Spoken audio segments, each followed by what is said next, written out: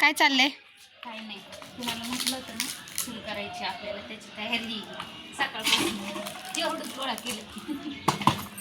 आता हे न्यायचं कसं वरती, ते घेऊन जायचं. आज फक्त नेऊन ठेवणार आहे आणि उद्या बनवणार आहे.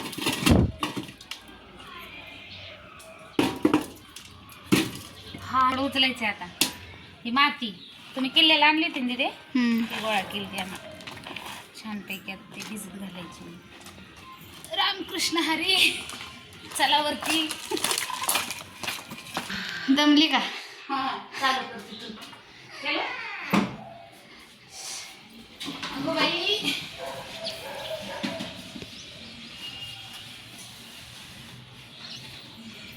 अशा टायमिंगला आमचा दादा नाही सापडत.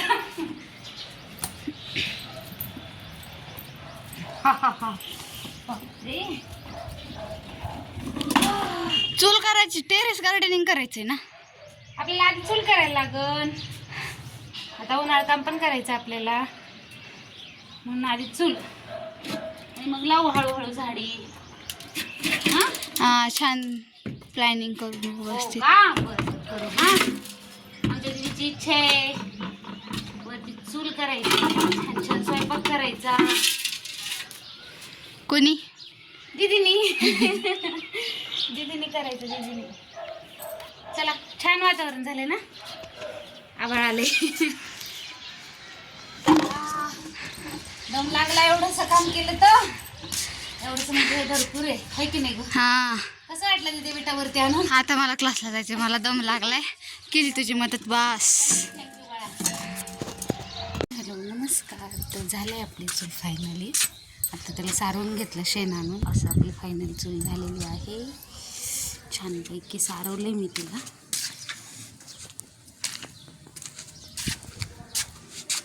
आत्ता शेणाने सारवली, कालच झाली, पण आज उद्या अजून ते पाटीत शेण ठेवले. 2 दिवस असे शेण मातीने सारवली ना की मग उलत नाही, जे चिरा पडतात ते पडत नाहीत. तर तुम्ही म्हणताना एवढं उंच का केलं आहे, कारण आपल्या खाली टेरिस आहे, तर स्लॅब आहे, ते स्लॅब तापू नये म्हणून असा ओटा बनवून घेतला आहे. आणि आता पातेलं ठेवून दाखवते.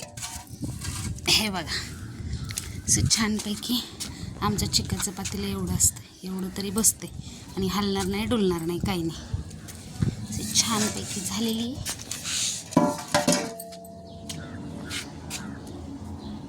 छान मस्त फायनल लुक आला चुलीला. अजून ह्याला पांढरा पोतरा दिला ना पांढऱ्या मातीने की अजून भारी दिसते, सुंदर. ती का मला चूल बनवायला सांगा कमेंट करून. अशी छान चूल केली. आणि तिकडं कडनी आपल्याला कुंड्या ठेवायच्या झाडाच्या छान अशा, म्हणजे कधीमध्ये स्वयंपाक वगैरे. का आता ऊन खूप आहे म्हणून कुंड्या मी जे आहेत 2-4 झाडं तेवढीच नवीन नाही लावणार आहे, तशीच ठेवणार आहे. तिकडे सरपण आहे, तसं आज दिवसभर वाळेल ती. सांगा मग कमेंट करून चूल बनवा येते की नाही. मला छान दिसते ना लांबणं पण मस्त. आज अजून उद्या एकदा शेणाने सारवले ना. पोरांना 2 दिवस झाले म्हणते शेणाने आणत नाहीत, अजून स्वतः जाऊन आणलं. आमच्या इथं गोठा आहे, त्या गोठ्यातून आणलं.